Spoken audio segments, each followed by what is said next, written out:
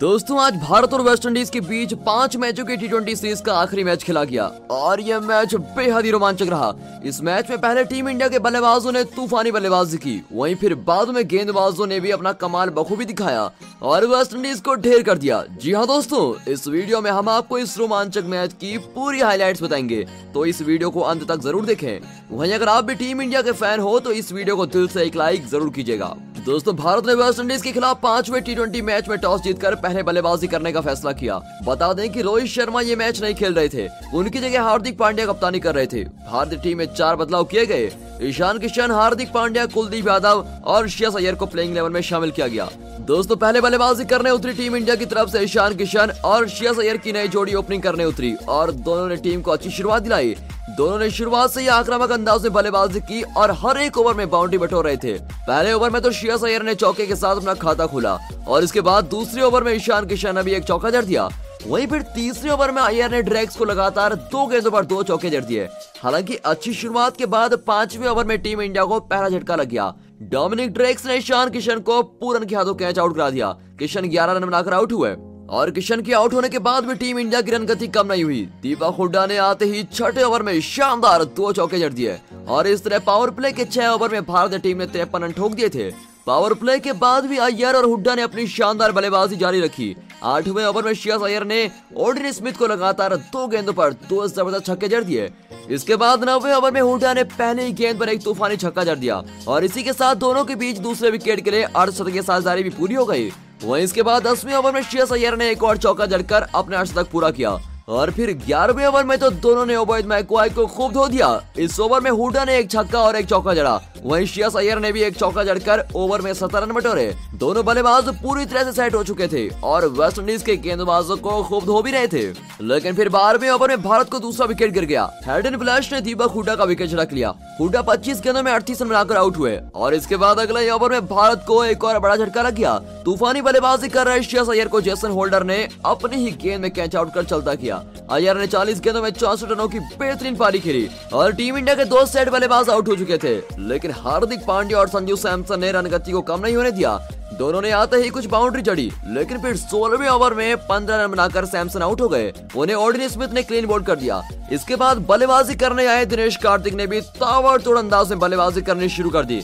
उन्होंने 17वें ओवर में 2 जबरदस्त चौके जड़े और टीम को 150 रनों के पार पहुंचा दिया। लेकिन फिर अगले ओवर में वो 12 रन के निजी स्कोर पर आउट हो गए। उन्हें भी ऑर्डिन स्मिथ ने एलबीडब्ल्यू किया और अब मैच को फिनिश करने की पूरी जिम्मेदारी कप्तान हार्दिक पांड्या और अक्षर पटेल के कंधों पर थी। और फिर इसके बाद हमें हार्दिक पांड्या का तूफान देखने को मिला। 19वां ओवर कराने आए जेसन होल्डर को पांड्या ने पूरी तरह से धो दिया। इस ओवर में उन्होंने एक चौका और 2 जबरदस्त छक्के जड़े और ओवर में 18 रन बटोर लिए। लेकिन फिर आखिरी ओवर में पांड्या रन आउट हो गए। उन्होंने 16 गेंदों में 28 रनों की तेज पारी खेली। इसके बाद अक्षर पटेल ने एक जबरदस्त छक्का जड़ा, लेकिन उसके बाद 9 रन पर वो भी आउट हो गए और इस तरह पहले बल्लेबाजी करते हुए टीम इंडिया ने 7 विकेट खोकर 188 रनों का स्कोर खड़ा किया। वहीं वेस्टइंडीज के लिए ऑर्डिन स्मिथ ने सबसे ज्यादा 3 विकेट लिए। दोस्तों इसके बाद 190 रनों के लक्ष्य का पीछा करने उतरी वेस्टइंडीज की तरफ से शमरा ब्रूक्स और जेसन होल्डर ओपनिंग करने उतरे। हालांकि उनकी शुरुआत खराब रही। कप्तान हार्दिक पांड्या ने पहला ओवर अक्षर पटेल को दिया और अक्षर ने ओवर की तीसरी गेंद पर भारत को पहली सफलता दिला दी। उन्होंने जेसन होल्डर को क्लीन बोल्ड करके चलता कर दिया। होल्डर खाता भी नहीं खोल सके। इसके बाद वेस्टइंडीज के लिए डेवन थॉमस और शमरा ब्रूक्स पारी को संभालते हुए नजर आए। लेकिन फिर 5वें ओवर में हमें एक बार फिर अक्षर पटेल का कमाल देखने को मिला।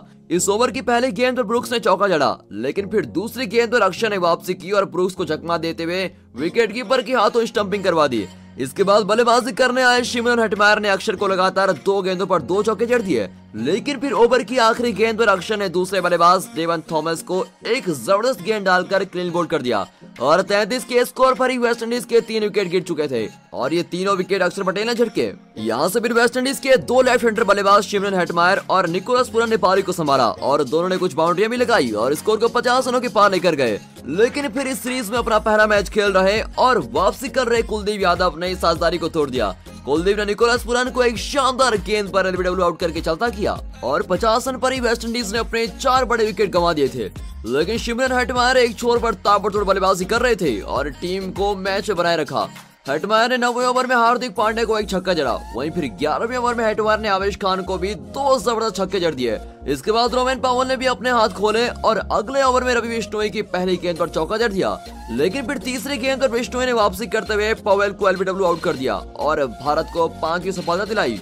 वहीं फिर अगली गेंद पर बिश्नोई ने नए बल्लेबाज कीमो पॉल को भी एलबीडब्ल्यू आउट करके चलता किया और इसके बाद अगले ओवर में कुलदीप यादव ने भारत को एक और बड़ी सफलता दिला दी और ड्रेक्स को ग्रीन बोल्ड कर दिया। उसी ओवर में फिर ऑडिन स्मिथ भी खाता खोले बिना पवेलियन लौट गए। ये कुलदीप यादव का तीसरा विकेट था।